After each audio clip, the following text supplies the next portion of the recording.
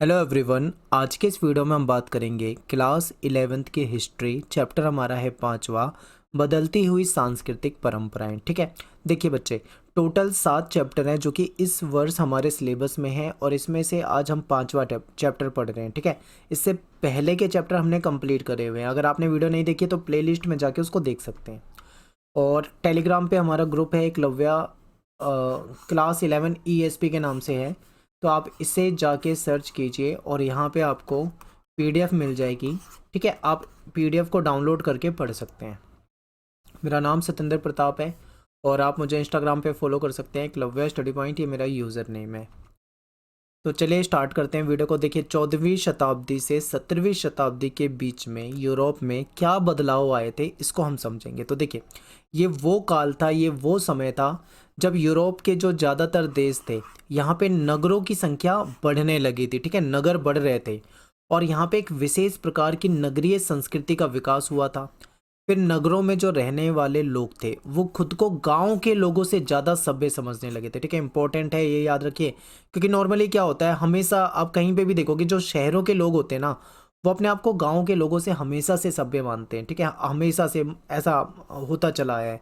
तो ऐसा यहाँ पे हो रहा था कि नगरों के लोग अपने आप को ज़्यादा सभ्य और समझदार मानते थे गाँव के लोगों के मुकाबले। नगर जो थे वो कला और ज्ञान का केंद्र बन रहे थे। इस समय में देखिए, फ्लोरेंस हो जाएगा, वेनिस हो जाएगा, रोम हो जाएगा, ये बहुत महत्वपूर्ण है। तीनों आपको याद रखना है।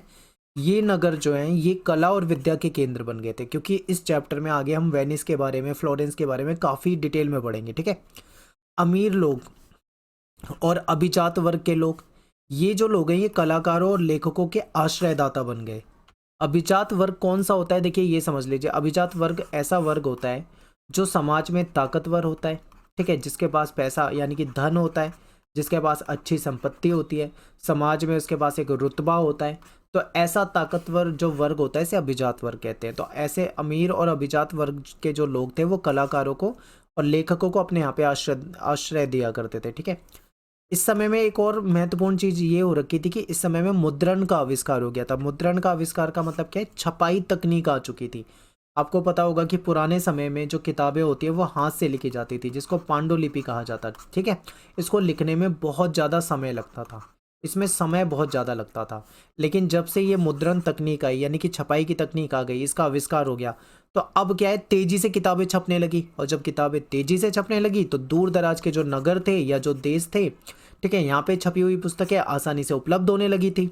यूरोप में इतिहास की समझ भी विकसित होने लगी, लोग इन किताबों को पढ़ते थे, समझते थे। ठीक है, और आधुनिक विश्व की तुलना यानी आज का जो मतलब उस समय का जो विश्व था उसकी तुलना प्राचीन समय का जो रोमन साम्राज्य रहा है या जो यूनानी समय था, ठीक है, यूनानी जो इतिहास था उससे मतलब तुलना करने लगे थे। तो इस तरीके से उनके इतिहास को लेकर समझ भी विकसित हो रही थी। अब क्या है कि हर व्यक्ति अपनी इच्छा के अनुसार धर्म चुन सकता था, सबको आज़ादी थी। चर्च पहले ऐसा माना जाता था कि चर्च जो होती है वो पृथ्वी का केंद्र होती है। ठीक है, चर्च जो थी वो पृथ्वी का केंद्र थी, पहले ऐसा कहा जाता था। लेकिन अब क्या है, वैज्ञानिकों ने इस चीज़ को गलत साबित कर दिया, क्योंकि वैज्ञानिक लोग जो थे उनको सौर मंडल का रहस्य समझ में आ गया था। उनको पृथ्वी, उनको सूर्य, उनको ग्रह की जानकारी हो गई थी। वो समझ चुके थे कि जो चर्च होती है वो पृथ्वी का केंद्र नहीं होती। ठीक है, तो इस इन चीज़ों पे भी जो पहले लोग विश्वास करते थे उसको वैज्ञानिकों ने गलत साबित कर दिया था। तो ये कुछ बदलाव हुए हैं 14वीं से 17वीं शताब्दी तक। ठीक है, इंपॉर्टेंट है। आगे देखते हैं, 14वीं शताब्दी के यूरोपीय इतिहास की जानकारी जो है वो हमें कौन से स्रोतों से मिलती है, इंपॉर्टेंट है। देखिए, इसे मोस्ट इंपॉर्टेंट कह रहा हूँ, ये आपको याद रखना है। तो देखिए, उस समय के जो डॉक्यूमेंट मिलते हैं यानी कि जो दस्तावेज मिलते हैं उससे जानकारी मिल जाती है हमको। फिर उस समय आपको पता है कि जो किताबें थी, छपाई तकनीक आ चुकी थी, तो उस समय में मुद्रित पुस्तकें, जो उस समय की छपी हुई पुस्तकें थी, उससे हमें इतिहास की जानकारी मिल जाती है। फिर कुछ इमेजेस मिले, कुछ चित्र मिले, उससे जानकारी मिलती है। उस दौरान, उस काल के दौरान हमें कुछ मूर्तियाँ मिलती है। ठीक है, कुछ मूर्तियाँ, कुछ अवशेष भी मिले हैं, उससे जानकारी मिलती है। फिर उस काल के भवन, वस्त्र जो हैं वो मिले हैं, तो उससे जानकारी मिलती है। तो ये महत्वपूर्ण स्रोत है यूरोपीय इतिहास की जानकारी। 14वीं शताब्दी की कहाँ से मिलती है, अगर ऐसा क्वेश्चन पूछे तो आप बता देना, दस्तावेज से मिलती है, मुद्रित पुस्तकों से मिलती है, चित्रों से मिलती है, मूर्तियों से मिलती है, भवनों से, वस्त्रों से, इन सब चीज़ों से हमें जानकारी मिलती है। ठीक है, यह यूरोप और अमेरिका के अभिलेखगार जो है कला चित्रशाला और संग्रहालय में आज के समय में भी सुरक्षित रखे हुए हैं। ठीक है, ये जो सबूत है, ये जो साक्ष्य है, आज भी सुरक्षित रखे हुए हैं। अब बात करते हैं पुनर्जागरण, मोस्ट इंपॉर्टेंट। देखिए 19वीं शताब्दी के जो इतिहासकार हैं उन्होंने रेनेशा जो वर्ड होता है, जो शब्द होता है, इसका इस्तेमाल किया। ये रेनेशा शब्द वैसे किस चीज़ के लिए इस्तेमाल किया जाता था? पुनर्जन्म के लिए। ठीक है, तो इन्होंने उस काल को सांस्कृतिक परिवर्तन जो है उसके बारे में बताया है। तो देखिए क्या है, इसको समझते हैं। सबसे पहले आपको ये पॉइंट याद रखना है कि 1860 में बर्कहॉट जो थे, इन्होंने एक बुक लिखी थी, the civilization of the Renaissance in Italy, यानी कि इटली की जो सिविलाइजेशन है, जो सभ्यता है, उसमें जो पुनर्जन्म हो रहा है, जो जो परिवर्तन हो रहे हैं, उसके बारे में इन्होंने एक किताब लिखी थी। ठीक है, और इस पुस्तक में लोगों का ध्यान जो था वो साहित्य की तरफ, उस समय का साहित्य, वास्तुकला, चित्रकला की ओर आकर्षित किया गया था। और इसमें बताया था कि इटली के नगरों में किस प्रकार एक मानवतावादी संस्कृति पनप रही थी। एक नई संस्कृति जो कि मानवतावादी संस्कृति है, वो उस समय में पनप रही थी। ठीक है, इंपॉर्टेंट है। इसके बाद क्या है कि ये संस्कृति जो है नए विश्वास पे आधारित थी। इसमें नए विश्वास क्या है कि इसके अनुसार व्यक्ति अपने बारे में खुद निर्णय लेने और अपनी दक्षता को आगे बढ़ाने में समर्थ था। ठीक है, एक नया विश्वास ये था कि इस काल में जो व्यक्ति था वो स्वतंत्र था, अपने निर्णय जो था वो खुद ले सकता था, अपने फैसले, और अपनी दक्षता, अपनी जो उसके अंदर जो कैपेसिटी है, ठीक है, उसकी जो क्षमता है, अपनी क्षमता के अनुसार अपने आप को आगे बढ़ा सकता था। ठीक है, ऐसा व्यक्ति आधुनिक था। जबकि मध्यकालीन मानव की बात करें तो उस पर चर्च का नियंत्रण होता था, जो मैंने आपको स्टार्टिंग में बताया। देखिए मध्यकाल की बात करें तो उस समय में चर्च का नियंत्रण बहुत ज़्यादा था। ये माना जाता था कि चर्च जो है वो पृथ्वी का केंद्र है, और चर्च के कुछ नियम होते थे जिसका पालन सभी को करना पड़ता था। अगर कोई नहीं पालन करता था तो फिर, ठीक है, चर्च के खिलाफ भी कोई नहीं जाता था, ये भी आपको ध्यान रखना है। तो इस तरीके की चीज़ें होती थी। तो ऐसा मानवतावादी अगर व्यक्ति की बात करें तो ऐसा व्यक्ति जो है आधुनिक है। और मध्यकालीन मानव जो पहले के समय में जो चीज़ें होती थी चर्च के नियंत्रण में होती थी, अब ऐसा नहीं था, अब स्वतंत्र थे सब। ठीक है, इटली के नगरों का पुनरुत्थान, इटली के जो नगर थे उनका दोबारा से पुनरुत्थान हुआ। कैसे हुआ उसको समझते हैं। तो पश्चिम रोम साम्राज्य के पतन के बाद इटली के राजनीतिक और सांस्कृतिक केंद्रों का पतन हो गया था। देखिए जैसे ही रोम साम्राज्य खत्म होता है, ऐसे ही इटली के भी जो राजनीतिक सांस्कृतिक केंद्र थे वो भी धीरे धीरे खत्म हो जाते हैं, उनका भी पतन हो जाता है। ऐसे में इटली जो है एक कमजोर देश था। ठीक है, और अनेक टुकड़ों में ये बटा होता है। कई मतलब इटली क्या होता है, कमजोर देश बन जाता है और कई सारे टुकड़ों में ये बट जाता है। इन परिवर्तनों ने इतावली संस्कृति यानी जो इटालियन जो संस्कृति थी इसके पुनरुत्थान में सहायता प्रदान करी। बाइजेंटाइन साम्राज्य जो है और इस्लामी देशों के बीच में व्यापार जो था इस समय में बढ़ रहा था, और इटली के जो तटवर्ती जो बंदरगाह वगैरह थे उनको वापस से पुनर्जीवित हो गए थे, क्योंकि इन जगहों से व्यापार वगैरह होने लगा था। किसके बीच में? बाइजेंटाइन साम्राज्य, इस्लामी देशों के बीच में, इनके बीच में व्यापार हो रहा था। फिर 12वीं शताब्दी में रेशम मार्ग जो बहुत महत्वपूर्ण है, यहाँ से व्यापार शुरू हुआ, और इसके कारण पश्चिमी यूरोप के जो देश थे वो इनके जो व्यापार था वो तेजी से बढ़ने लगा था। ठीक है, और इटली के नगरों ने मुख्य भूमिका इसमें निभाई थी। तो धीरे धीरे मतलब इटली, अब यहाँ पे समझिए, एक समय ऐसा था जब रोमन साम्राज्य का पतन हो गया, नाश हो गया।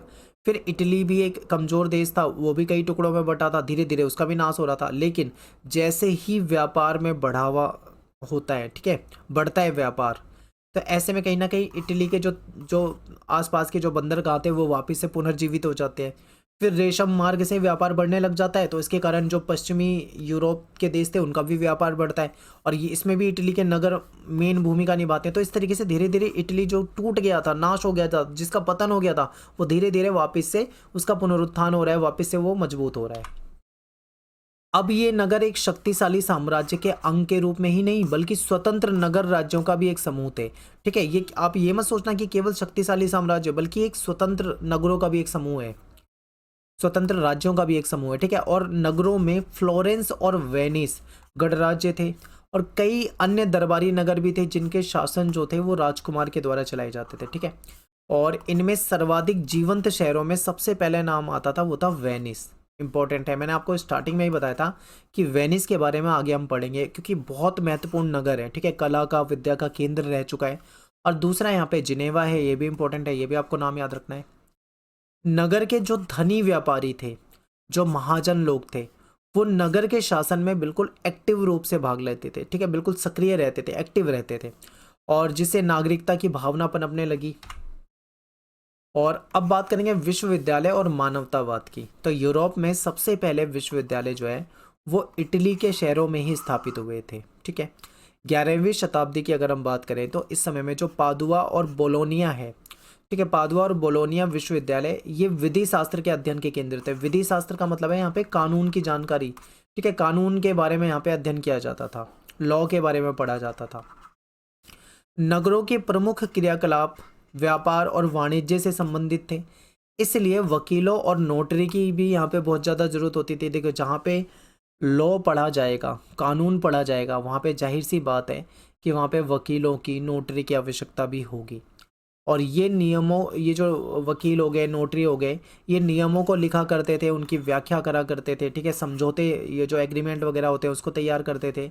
इसलिए कानून का अध्ययन जो है यहाँ पे एक प्रिय विषय बन गया था, ठीक है। फिर मतलब एक सबका, मतलब आप ये कह सकते हो कि सबका पसंदीदा एक विषय बन चुका था कानून की पढ़ाई।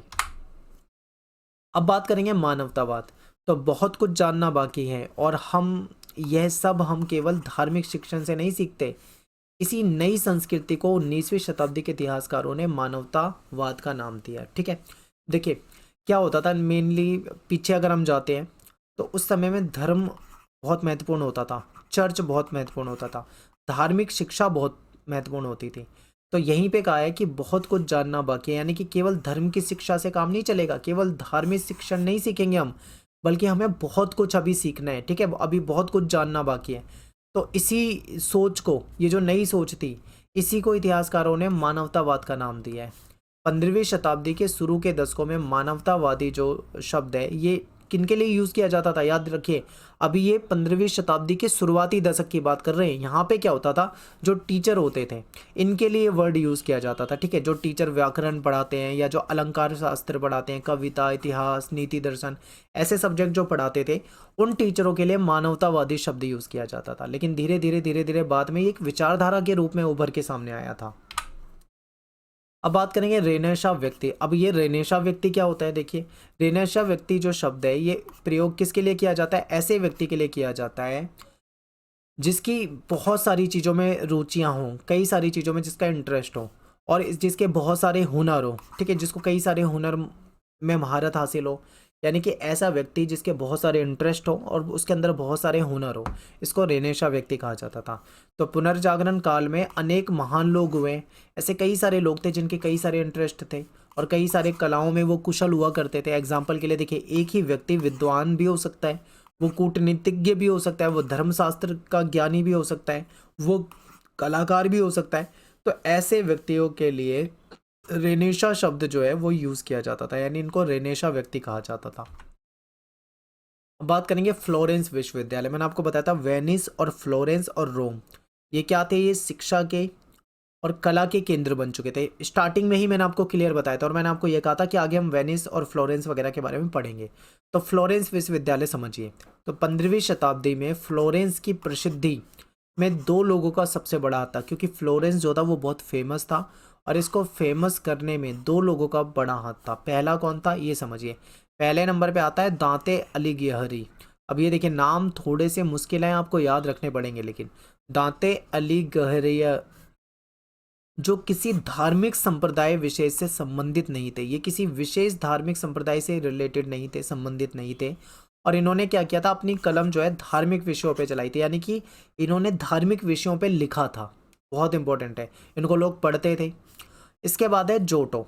इन्होंने जीते जागते रूप चित्र, पोर्ट्रेट बनाए, और इनके बनाए जो रूप चित्र थे वो पहले के कलाकारों की तरह बेजान नहीं थे, यानी इनके जो चित्र होते थे, जो ये पोर्ट्रेट इमेज बनाते थे, वो बिल्कुल असली लगते थे, ठीक है, बिल्कुल सजीव लगते थे, ऐसे इन्होंने चित्र बनाए थे। और इसके बाद धीरे धीरे फ्लोरेंस जो है इटली के सबसे जीवंत बौद्धिक नगर के रूप में जाने जाना लगा था, ठीक है, सबसे मतलब फेमस हो गया था फ्लोरेंस, इटली के सबसे महत्वपूर्ण शहरों के रूप में जाना जाता था इसको। और कलात्मक कृतियों के सृजन का केंद्र ये बन गया था। बहुत महत्वपूर्ण है, याद रखना है आपको। इसके बाद बात करेंगे इतिहास का मानवतावादी दृष्टिकोण। तो मानवतावादी जो है उनके बारे में समझेंगे, ठीक है। तो मानवतावादी समझते थे कि रोमन साम्राज्य के टूटने के बाद अंधकार युग शुरू हुआ है, ठीक है। जैसे ही रोमन साम्राज्य खत्म होता है उसके बाद जो काल आता है उसको इन्होंने अंधकार युग का नाम दिया था, ठीक है। और बाद में उन्होंने ये कहते हैं कि बाद में उन्होंने पुनः स्थापित किया, इसको दोबारा से स्थापित किया। मानवतावादियों ने आधुनिक शब्द का प्रयोग 15वीं शताब्दी से शुरू होने वाले काल के लिए किया था। और ये जो लोग थे ये मानवतावादियों और बाद के विद्वानों द्वारा प्रयुक्त कालक्रम, ठीक है। तो देखिए मानवतावादी जो है वो क्या मानते हैं, ये कहते हैं कि जैसे ही रोमन साम्राज्य टूट जाता है उसके बाद जो है अंधकार युग शुरू होता है। ये इंपॉर्टेंट है, बस इतना ही याद रखना है। और जो अन्य विद्वान है उन्होंने भी कुछ कालक्रम बताए, जैसे कि देखिए 5 से 14वीं शताब्दी, ये मध्य युग कहते हैं इसको। फिर 5 से 9वीं शताब्दी को देखें, ठीक है, 5 से 14 शताब्दी जो है इसको मध्य युग कहा जाता है। मध्य युग में ही 5 से 9वीं शताब्दी जो है इसको अंधकार युग कहा गया है। और 9 से 11 शताब्दी को आरंभिक मध्य युग कहा गया है और 11 से 14 को उत्तर मध्य युग कहा गया है, ठीक है। और जो 15वीं शताब्दी से के बाद का समय उसको आधुनिक युग कहा जाता है। तो इसमें हम 15वीं से 17वीं शताब्दी के बीच का ही हम पढ़ रहे हैं, ठीक है। 14वीं से 17वीं शताब्दी के आसपास का पढ़ते हैं, ठीक है। तो यही मेन मतलब हमारे इस चैप्टर में आधुनिक युग के बारे में पढ़ना है। लेकिन ये कैसे कैसे इन्होंने कालक्रम बांटा हुआ है इसको आप थोड़ा सा नज़र डालिए इसमें और इसको याद रखिए। हाल के अनेक इतिहासकारों ने इस काल विभाजन पर सवाल उठाया। सांस्कृतिक समृद्धि असमृद्धि को आधार मानकर किसी भी काल को अंधकार युग की संज्ञा देना अनुचित है। इन्होंने कहा कि अगर हम किसी भी काल को सांस्कृतिक समृद्धि के रूप में बांट के देखेंगे तो ऐसे में किसी को अंधकार युग कहना सही नहीं है। ऐसा कुछ विद्वान कुछ इतिहासकार आज के समय में मानते हैं, ठीक है। आगे देखते हैं विज्ञान और दर्शन, अरबियों का योगदान क्या है इसमें, इसको समझते हैं। तो 14वीं शताब्दी में अनेक विद्वानों ने प्लेटो और अरस्तु के ग्रंथ जो होते थे उसका ट्रांसलेशन यानी उसके अनुवाद को पढ़ना शुरू करा, जिसमें अरब के अनुवादकों ने अनुवाद किया था। जो अरब के लोग थे उन्होंने क्या करा, इनके बारे में अनुवाद किया, इनकी जो बारे में लिखी होती थी बुकें, ठीक है, बुकें जो कुछ पुस्तकें लिखी होती थी उसको। यूरोप के विद्वान जो थे उन्होंने यूनानी जो ग्रंथ थे, ठीक है, इसके अरबी अनुवादों का अध्ययन इन्होंने किया। दूसरी ओर यूनानी विद्वान जो थे वो अरबी और फारसी विद्वानों की कृतियों का अनुवाद कर रहे थे, यानी एक दूसरे की कृतियों का ये अनुवाद कर रहे हैं और पढ़ रहे हैं। ये ग्रंथ प्राकृतिक विज्ञान पे थे, गणित पे थे, खगोल विज्ञान पे थे, औषधि विज्ञान पे थे, रसायन विज्ञान पे थे, इन सब से संबंधित ये ग्रंथ हुआ करते थे। मुसलमान लेखक जिन्हें इतावली दुनिया में ज्ञानी माना जाता था उनके बारे में देखते हैं। तो देखिए अरबी के हकीम और मध्य एशिया के बुखारा के दार्शनिक हैं इब्न सिना, ये उस समय में ज्ञानी माने जाते थे। आयुर्विज्ञान विश्वकोश के लेखक है अल रज्जी, ये मुस्लिम विद्वान माने जाते हैं। स्पेन के अरबी दार्शनिक हैं इब्न रुश्द, इन्होंने दार्शनिक ज्ञान और धार्मिक विश्वासों के बीच में जो तनाव थे उसको सुलझाने का प्रयास किया था। फिर विश्वविद्यालयों में जो सिलेबस होता था उसमें भी मानवतावादी विषय जो थे वो धीरे धीरे स्कूलों में भी पढ़ाए जाने लगे थे, ठीक है। तो इस तरीके से ये इंपॉर्टेंट है आपके लिए, क्योंकि विज्ञान और दर्शन में अरबियों का क्या योगदान है आपको पता लग गया है, क्योंकि ये क्या करते थे, ट्रांसलेशन दूसरों की पढ़ते थे और अपनी ट्रांसलेशन भी करते थे। तो इस तरीके से पढ़ा जाता था इनको। तो देखते हैं भाई, लोगों के विचार को आकार देने में केवल ये नहीं कि मानवतावादियों की औपचारिक शिक्षा ने ही महत्वपूर्ण रोल निभाया, बल्कि इसमें क्या है, इसमें कला, वास्तुकला, ग्रंथों ने भी महत्वपूर्ण भूमिका निभाई थी। पहले के कलाकारों द्वारा जो बनाए गए चित्र थे उसके अध्ययन से जो नए कलाकार थे उनको प्रेरणा मिलती थी, कहीं ना कहीं उनको इंस्पिरेशन मिलती थी उनसे। 1416 में दोनातल्लो, इन्होंने क्या किया, इन्होंने सजीव मूर्तियां बनाकर नई परंपरा कायम कर दी। इन्होंने जो मूर्तियां बनाई थी वो इतनी ज़्यादा सजीव लगती थी देखने में कि इन्होंने एक नई परंपरा ही कायम कर दी थी। नर कंकालों का अध्ययन करने के लिए कलाकार जो थे वो आयुर्विज्ञान कॉलेजों की प्रयोगशाला में जाने लगे। बेल्जियम मूल के अंद्रियस वेलेसियस, ये जो थे, ये देखो नाम थोड़ा सा याद रखने में दिक्कत आएगी आपको, पहले इस चीज़ को समझिए, इनके नाम आप लिख कर याद कर सकते हैं। बेल्जियम मूल के एक व्यक्ति थे जिनका नाम था अंद्रियस वेसेलियस, ये पादुआ विश्वविद्यालय में आयुर्विज्ञान के प्राध्यापक थे, ठीक है, ये आयुर्विज्ञान पढ़ाते थे। और ये पहले व्यक्ति थे जिन्होंने सूक्ष्म परीक्षण के लिए मनुष्य के शरीर को चीर फाड़ करी थी। रेखा गणित के ज्ञान यानी जो आपकी ज्योमेट्री होती है इसके ज्ञान से चित्रकार अपने परिदृश्य को ठीक तरह से समझ सकते थे। प्रकाश के बदलते गुणों का अध्ययन करने के लिए उन्होंने जो चित्र होते हैं उसके एक तरह से 3D रूप दिया उसको। लेप चित्र के लिए तेल के एक माध्यम के रूप में प्रयोग ने चित्रों की पूर्व की तुलना में अधिक रंगीन और चटक बना दिया, क्योंकि जो लेप चित्र होते थे उसमें क्या करा जाता था, पेंट यूज़ किया जाता था, मतलब एक लिक्विड फॉर्म में उसको यूज़ किया जाता था। तो उसकी वजह से जो अब चित्र बनाए जाने लगे थे उसमें जो ये यूज़ होता था ये बहुत ही मतलब रंगीन होता था, बहुत ही चटक दिखता था, जो कि बहुत अच्छा दिखता था। इस तरह शरीर विज्ञान, रेखा गणित, भौतिकी, सौंदर्य की उत्कृष्ट भावना ने इतावली यानी जो इटालियन जो कला थी इसको नया रूप दिया, जिसके बाद इसको यथार्थवाद कहा गया। ठीक है, मानवतावाद हमने पढ़ा, अब यहाँ पे यथार्थवाद भी पढ़ेंगे, ये इंपॉर्टेंट है। आगे चलते हैं, वास्तुकला को समझते हैं। तो देखिए 15वीं शताब्दी में रोम नगर भव्य रूप से पुनर्जीवित हो चुका था, पूरा भव्य हो चुका था। जो पुरातत्वविद हैं उन्होंने रोम के अवशेषों का सावधानी से उत्खनन करा, जो भी मतलब रोमन साम्राज्य नष्ट हुआ था तो जो अवशेष थे उसका इन्होंने उत्खनन किया और वास्तुकला की एक नई शैली को इन्होंने प्रोत्साहित किया, जो वास्तव में देखा जाए तो रोम साम्राज्य कालीन शैली का एक पुनरुद्धार थी। ठीक है, और अब इसको शास्त्रीय शैली कहा जाने लगा था। यानी कि कहने का मतलब ये है कि जो पुरातत्वविद थे इन्होंने रोमन साम्राज्य में जो अवशेष मिले थे उसको सावधानी से उसको खोदा, उत्खनन किया, उसको निकाला और एक नई शैली को प्रोत्साहित किया। ठीक है, और अब जो नई शैली सामने आई उसको शास्त्रीय शैली कहा जाता था। पॉप हो गए, धनी व्यापारी हो गए और जो अभिजात वर्ग के लोग हो गए, इन्होंने उन वास्तुविदों जो आर्किटेक्ट होते थे उनको अपने भवनों को बनाने के लिए नियुक्त किया जो शास्त्रीय वास्तुकला से परिचित थे। इस समय में शास्त्रीय वास्तुकला काफ़ी चल रही थी, फेमस थी। तो जो धनी लोग होते थे, व्यापारी लोग होते थे, अभिजात लोग होते थे, पॉप होते थे, ये अपना घर जो बनवाते थे ये आर्किटेक्ट इनको रखते थे। ठीक है, जिनको शास्त्रीय वास्तुकला की जानकारी हो और इनसे अपने घर का जो नक्शा वगैरह जो भी था, ठीक है, डिजाइन वगैरह वो तैयार करवाते थे। चित्रकार और शिल्पकारों ने भवनों को लेप चित्र, मूर्ति और उभरे चित्रों से सुसज्जित किया। अब यहाँ पे आप थोड़े से चित्र इमेज भी देखिए। देखिए माइकल एंजेले बुआनारोत्ती, इनके बारे में समझते हैं। इन्होंने पॉप के सिस्टीन चैपल की भीतरी छत में लेप चित्र दी पाइटा नामक जो प्रतिमा है, ठीक है, और सेंट पीटर के गिरजे की जो गुंबद का डिजाइन है ये इन्होंने बनाया था।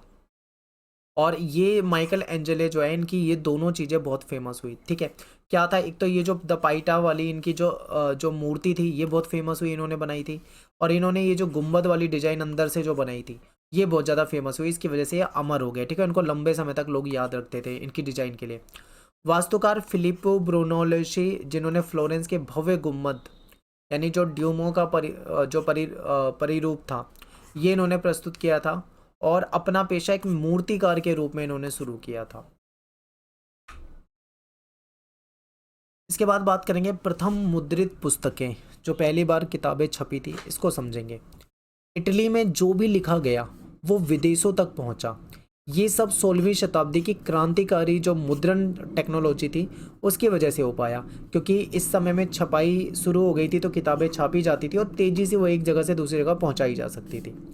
इसका श्रेय जो है वो किसको मिलेगा? यूरोपीय लोग, जो चाइनीज़ लोग हैं और जो मंगोल लोग हैं इनको देते थे। क्यों? क्योंकि जब ये चाइना मंगोल साइड में जाते थे तो वहाँ पे ये जब देखिए जब यूरोप के व्यापारी जो थे या राजनयिक जो है वो मंगोल शासकों के राज दरबार में अपनी यात्रा के दौरान जब गए थे तब उनको पता लगा था छपाई तकनीक के बारे में, तब वो इसके बारे में जानकारी ले पाए थे। तो सन 1455 में जर्मन मूल के जोहानेस गुटनबर्ग, इन्होंने पहले छापे खाने का निर्माण किया था। बहुत इंपॉर्टेंट है, ये पेपर में आता है आपके।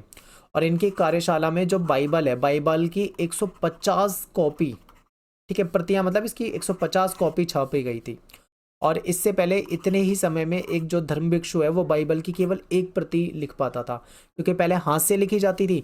तो जितने समय में अब 150 किताबें बनाई जा सकती है उतने समय में एक हाथ से लिखने वाला व्यक्ति केवल एक ही किताब लिख पाता था। अब 150 किताबें छप जाती हैं, तो देखो कितना ज़्यादा फर्क आ गया है यहाँ पे। मुद्रित पुस्तकें हैं, इसका क्या प्रभाव पड़ा? मुद्रित पुस्तकों का बहुत फ़ायदा हुआ। क्या क्या फ़ायदा हुआ? देखो, अब जो स्टूडेंट है वो केवल टीचर के जो नोट्स होते हैं, जो लेक्चर होते हैं, उसके जो नोट्स बने होते हैं, अब केवल उस पर निर्भर नहीं रह सकते, क्योंकि अब तो बनी बनाई किताब आ गई, छपी छपाई, तो उनके लिए फ़ायदा हो गया। फिर अब विचार हो गए, मत हो गए, या जो जानकारी हो गई वो तेज़ी से फैलने लगी। ये विचारों को बढ़ावा देने वाली एक मुद्रित पुस्तक कई 100 पाठकों के पास बहुत जल्दी से पहुंच सकती थी। इससे लोगों में पढ़ने की आदत का विकास होने लगा। 15वीं शताब्दी के अंत से इटली की जो मानवतावादी संस्कृति थी वो आल्पस पर्वत के पार बहुत तेजी से फैलने लगी थी, जिसका मुख्य कारण क्या था कि वहाँ पे छपी हुई पुस्तकों का वितरण हो रहा था। अब मनुष्य की एक नई संकल्पना जो है इसको समझते हैं। देखिए, मानवतावादी संस्कृति की विशेषताओं में से एक ये था कि मानव जीवन जो है उस पर धर्म का नियंत्रण जो था वो कमजोर होने लगा था। ठीक है, पहले क्या होता था, धर्म का नियंत्रण होता था, चर्च की बात जो होती थी वो सबको माननी होती थी। ठीक है, चर्च के नियम का सबको पालन करना होता था। लेकिन अब धीरे धीरे धर्म का नियंत्रण जो है मानव के जीवन में वो कमजोर होने लगा था। इटली के जो निवासी थे वो भौतिक संपत्ति, अपनी शक्ति और गौरव से बहुत ज़्यादा आकृष्ट थे। वेनिस के जो मानवतावादी फ्रेंचेस्को ने अपनी एक पुस्तिका में संपत्ति अधिग्रहण करने की को एक विशेष गुण कहा था। ठीक है, और उसकी तरफदारी करी थी, यानी संपत्ति को अधिग्रहण करना ये बहुत अच्छा मान रहे थे। लोरेंजो वल्ला जो है ये विश्वास करते थे कि इतिहास का अध्ययन मनुष्य को पूर्णतया जीवन व्यतीत करने के लिए प्रेरित करता है। इतिहास का अध्ययन बहुत महत्वपूर्ण है। इन्होंने अपनी पुस्तक ऑन प्लेजर में भोग विलास पर लगाई गई ईसाई धर्म की विशेषज्ञ जो निषेधाज्ञा थी उसकी आलोचना करी। क्या होता था कि जैसे भोग विलास की जीवन जीना चाहते हैं लोग, लग्जरी लाइफ जीना चाहते हैं। ठीक है, तो ऐसे में क्या होता था, जो ईसाई धर्म था कहीं ना कहीं उस पर रोक लगाता था, उस पर बाधा लगाता था। इसकी इन्होंने क्या करी, आलोचना करी। इस समय लोगों में अच्छे व्यवहारों के प्रति दिलचस्पी थी। व्यक्ति को किस तरह विनम्रता से बोलना चाहिए, कैसे उसको कपड़े पहनने चाहिए, कैसे एक सभ्य व्यक्ति, ठीक है, एक व्यक्ति कैसे सभ्य बन सकता है, कैसे वो दक्ष हो सकता है, इन सब चीज़ों पर बहुत ज़्यादा ध्यान दिया जाता था इस समय। मानवतावाद का मतलब यह था कि व्यक्ति विशेष सत्ता और दौलत की जो होड़ है उसको छोड़कर अन्य कई माध्यमों से अपने जीवन को रूप दे सकता था। यानी ये कहते थे कि एक विशेष सत्ता प्राप्त करना, दौलत के पीछे भागना, केवल यही नहीं, इसके अलावा भी कई सारे तरीके हो सकते हैं जिससे मानव अपने जीवन को संवार सकता है। ये एक नई संकल्पना सामने आई थी। ठीक है, महिलाओं की आकांक्षाएं, अब महिलाओं के बारे में देखते हैं। तो देखिए, वैयक्तिकता और नागरिकता के नए विचारों से महिलाओं को दूर रखा गया, क्योंकि पुरुष प्रधान समाज था, पितृसत्तात्मक समाज था।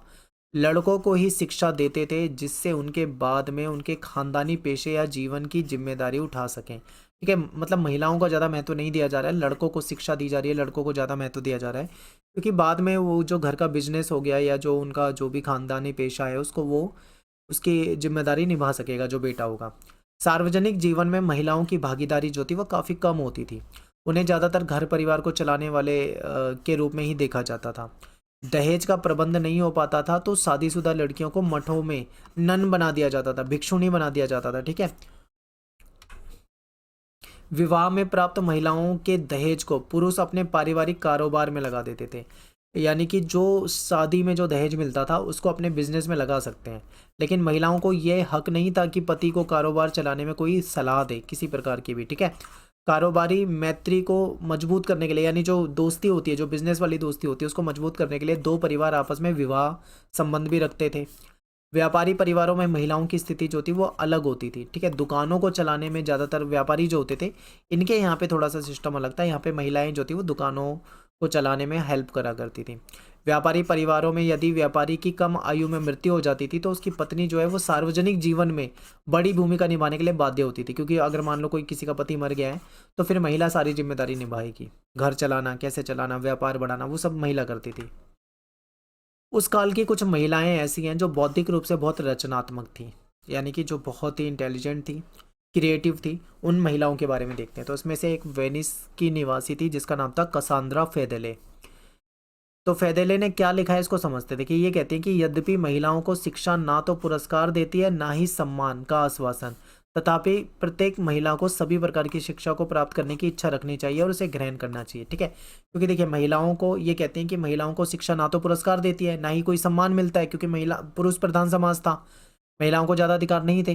तो लेकिन फिर भी ये कहती है कि महिलाओं को सभी प्रकार की शिक्षा प्राप्त करनी चाहिए, इंटरेस्ट अपना रखना चाहिए। ठीक है, फेदेले नाम की यूनानी और लातिनी भाषा के विद्वानों के रूप में विख्यात है।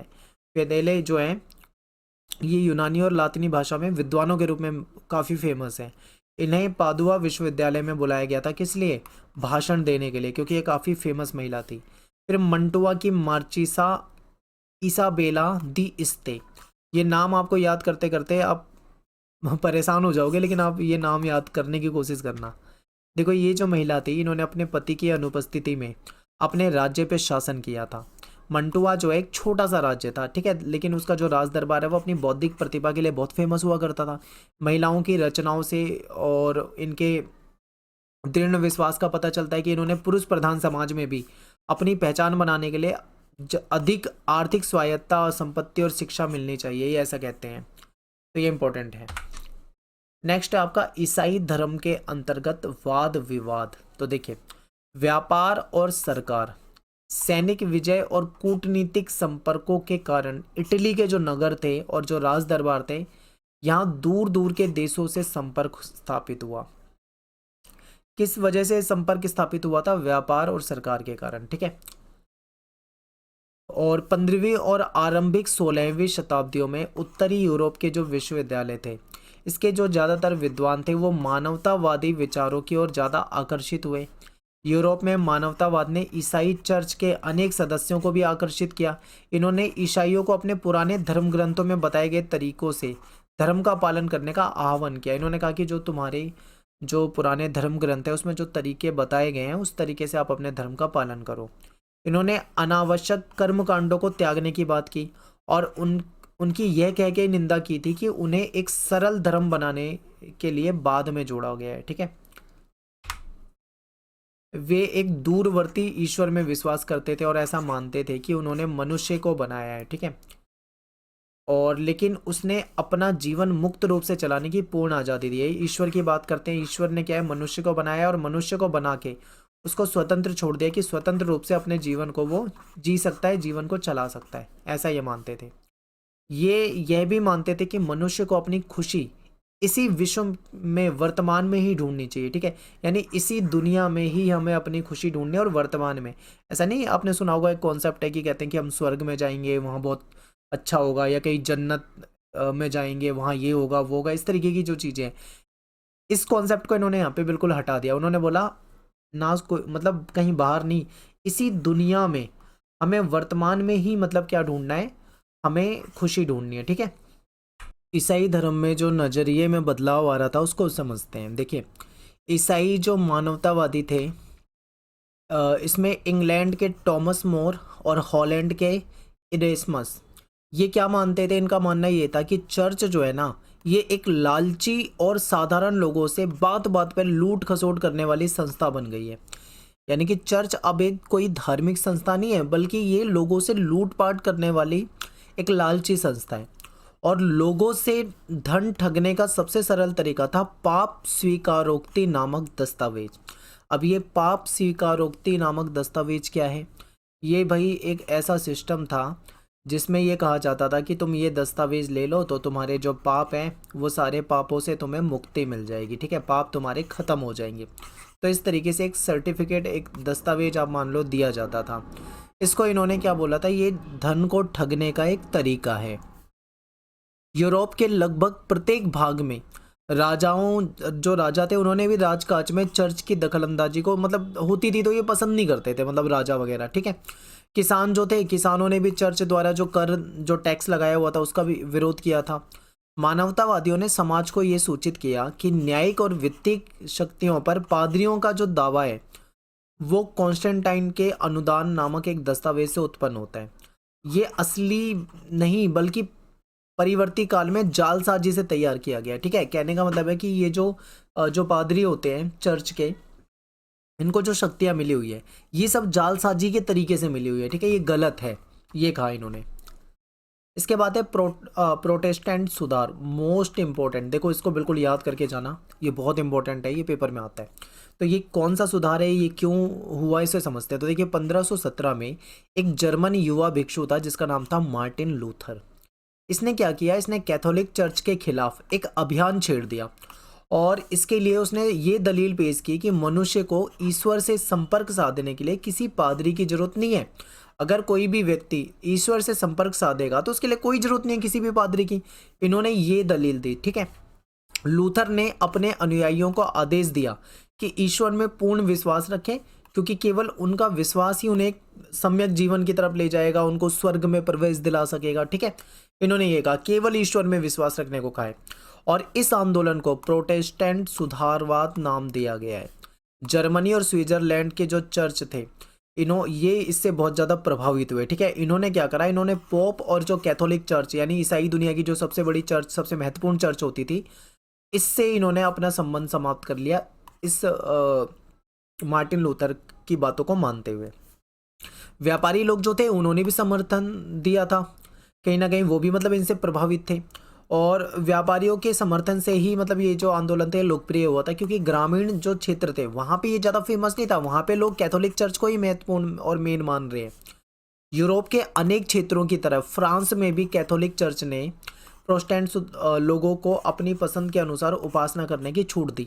अब क्या हुआ कि जब कैथोलिक चर्च का विरोध लोग कर रहे हैं, तो ऐसे में कैथोलिक चर्च को चिंता होने लगी, वहाँ के जो पादरी थे उन्हें चिंता होने लगी। वो समझ गए थे कि आंदोलन बहुत तेजी से बढ़ेगा, तो उन्होंने भी कुछ रियायत, कुछ छूट देनी शुरू करी। इंग्लैंड के जो शासक थे उन्होंने भी पोप से अपने संबंध तोड़ लिए और चर्च के प्रमुख ये बन गए। तो इस तरीके से चला। फिर इसके बाद है कैथोलिक सुधार। अब देखो, जब कैथोलिक चर्च के खिलाफ सभी हो रहे हैं, एक आंदोलन चल रहा है, लोग इनके खिलाफ हो रहे हैं, तो ऐसे में कुछ सुधार की जरूरत थी। ठीक है, इन्होंने सुधार किए। चर्च ने स्वयं में सुधार करने शुरू कर दिए। स्पेन और इटली में पादरियों ने सादा जीवन और निर्धनों की सेवा पे जोर दिया कि भाई सिंपल जिंदगी जीनी है और जो गरीब लोग हैं उनकी सेवा करनी है। ठीक है, एक तो ये सुधार हुआ। स्पेन में प्रोटेस्टेंट लोगों से संघर्ष करने के लिए इग्नेशियस लोयोला ने 1540 में सोसाइटी ऑफ जीसस नामक संस्था की स्थापना कर दी। यानी आपस में ही कहीं ना कहीं बैर हो रहा है इनके बीच में। और ये जो संस्था थी सोसाइटी ऑफ जीसस, इसके जो अनुयायी थे, जो इसको मानते थे, वो जेसुइट कहलाते थे। इनका जो ध्येय था वो ये था कि जो गरीब लोग हैं उनकी सेवा करना, दूसरी संस्कृति के बारे में ज़्यादा से ज़्यादा जानकारी इकट्ठा करना। ठीक है, ये भारत भी आए थे, जेसुइट लोग जो थे वो, अब देखोगे कि अकबर के काल में ये भारत भी आए थे और भारत की संस्कृति, भारत के बारे में जानकारी लेने आए थे। ठीक है, नेक्स्ट आपका कोपरनिकस क्रांति, ये भी इंपॉर्टेंट है। ईसाइयों की प्राचीन धारणा। देखो, ईसाई जो थे वो, उनका विश्वास था कि पृथ्वी जो है वो पापों से भरी हुई है, इतने ज़्यादा पाप हैं, इसलिए ये क्या है, स्थिर है, एक जगह पे स्थिर है। और पृथ्वी जो है वो यूनिवर्स के बीच में स्थिर है, और जिसके चारों ओर जो ग्रह होते हैं वो इसके चारों ओर घूमते हैं। ठीक है, पृथ्वी जो है वो घूमती नहीं है, बल्कि ग्रह इसके चारों ओर घूमते हैं। ऐसा कौन मानते हैं? ऐसा ईसाई लोग की जो प्राचीन धारणा थी वो मानते थे। ठीक है, क्लियर है? आगे देखो, वैज्ञानिकों द्वारा प्राचीन धारणा में परिवर्तन। जब वैज्ञानिकों ने सौर मंडल के रहस्य को समझा, ग्रहों को समझा, पृथ्वी को समझा, तब उन्होंने इस धारणा में परिवर्तन किया। कोपरनिकस ने यह घोषणा की कि पृथ्वी समेत सारे ग्रह सूर्य के चारों ओर परिक्रमा करते हैं, और उसे अपनी पांडुलिपि द रिवोल्यूशन में इन्होंने बताया है। ठीक है, इन्होंने क्या बताया समझिए, कि पृथ्वी समेत सारे ग्रह सूर्य के चारों ओर घूमते हैं। यानी पृथ्वी स्थिर नहीं है, पृथ्वी परिक्रमा करती है, पृथ्वी घूमती है। ठीक है, बाद में ये था, शुरू में ऐसा माना जाता था, बाद में ये माना जाने लगा। क्लियर है? आगे देखते हैं। खगोल शास्त्री जोहेनेस केपलर जो है और गैलीलियो जो थे, इन्होंने अपने लेखों द्वारा स्वर्ग और पृथ्वी के अंतर को समाप्त कर दिया। ठीक है, केपलर ने अपने ग्रंथ में, जो इनका ग्रंथ था कॉस्मोग्राफिकल मिस्ट्री, यानी कि खगोलीय रहस्य, इन्होंने अपने ग्रंथ में देखो, और कोपरनिकस के सूर्य केंद्रित जो सौरमंडलीय सिद्धांत है इसको लोकप्रिय बनाया। और ये सिद्ध हुआ कि सारे ग्रह जो हैं वो सूर्य के चारों ओर एक वृत्ताकार रूप में नहीं, मतलब इस तरीके से नहीं, बल्कि एक दीर्घ वृत्ताकार मार्ग में परिक्रमा करते हैं। गैलीलियो ने अपने ग्रंथ दी मोशन, यानी गति में गतिशील विश्व के सिद्धांतों की पुष्टि करी थी। और विज्ञान के जगत में इस क्रांति ने न्यूटन के जो गुरुत्वाकर्षण वाला जो सिद्धांत है, इसको भी कहीं ना कहीं ऊंचाई पे पहुंचा दिया था।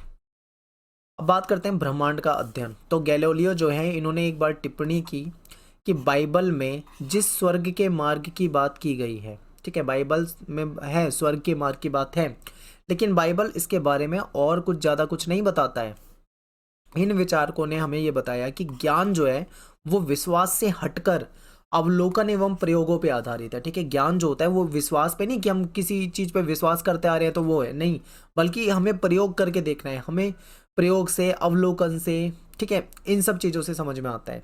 जैसे जैसे वैज्ञानिकों ने ज्ञान की खोज की, ठीक है, वो भौतिक क्षेत्र में, फिजिक्स के क्षेत्र में, केमिस्ट्री के क्षेत्र में, ठीक है, बायोलॉजी के क्षेत्र में, हर क्षेत्र में इन्होंने कई सारे प्रयोग किए, अन्वेषण करे, और इससे इनको काफ़ी ज़्यादा मतलब क्या है, फ़ायदा हुआ, नई नई चीज़ों की जानकारी मिली।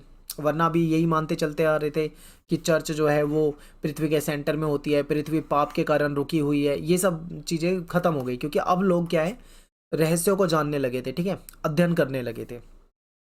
और इस नए दृष्टिकोण को क्या नाम दिया गया था? वैज्ञानिक क्रांति का नाम दिया गया था। इस प्रकार के विचारों और वैज्ञानिक संस्थाओं के माध्यम से लोकप्रिय बनाया गया, जिससे सार्वजनिक क्षेत्र में एक नई वैज्ञानिक संस्कृति की स्थापना हुई। 1670 में एक पेरिस अकादमी बनाई गई थी, अकेडमी। इसके बाद 1662 में देखेंगे तो एक वास्तविक ज्ञान के प्रसार के लिए लंदन में एक रॉयल सोसाइटी का भी गठन किया गया था। अब बात करेंगे 14वीं शताब्दी में क्या यूरोप में पुनर्जागरण हुआ? तो देखिए, बर्कहार्ट जो थे, इन्होंने 14वीं शताब्दी के इस काल को पुनर्जागरण वर्ड यूज किया था, ठीक है, बर्कहार्ट ने। लेकिन जो पीटर बर्क है, इंग्लैंड के जो पीटर बर्क है, इन्होंने क्या कहा? इन्होंने ये कहा कि जो बर्कहार्ट के जो विचार है वो अतिशयोक्तिपूर्ण है। अतिशयोक्ति का मतलब होता है किसी चीज को बहुत ज्यादा बढ़ा चढ़ा के कहना, ठीक है। तो इन्होंने कहा कि इन्होंने पहले के कालों में जो फर्क बताया वो बहुत ज्यादा बढ़ा चढ़ा के बताया है। ये कहना कि ये पुनर्जागरण, गतिशीलता और कलात्मक सृजनात्मकता का काल है। तो इसके विपरीत मध्यकाल अंधकारमय काल था, जिसमें किसी प्रकार का विकास ही नहीं हुआ, जरूरत से ज़्यादा सरलीकरण है। यानी कि ये जो जो पुरानी थ्योरी चली आ रही थी कि 15वीं शताब्दी से पहले के जो काल को अंधकार युग बता दिया गया था, ठीक है, वो सब इन्होंने इसको बिल्कुल नकार दिया।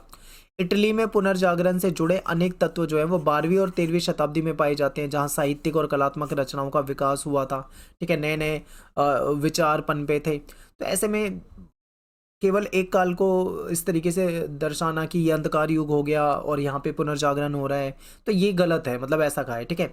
यूरोपियों ने न केवल यूनानी और रोमवासियों से सीखा, बल्कि इन्होंने भारत से भी सीखा है, अरब से भी सीखा है, ईरान से भी सीखा है, मध्य एशिया से भी सीखा है, चीन से भी सीखा है।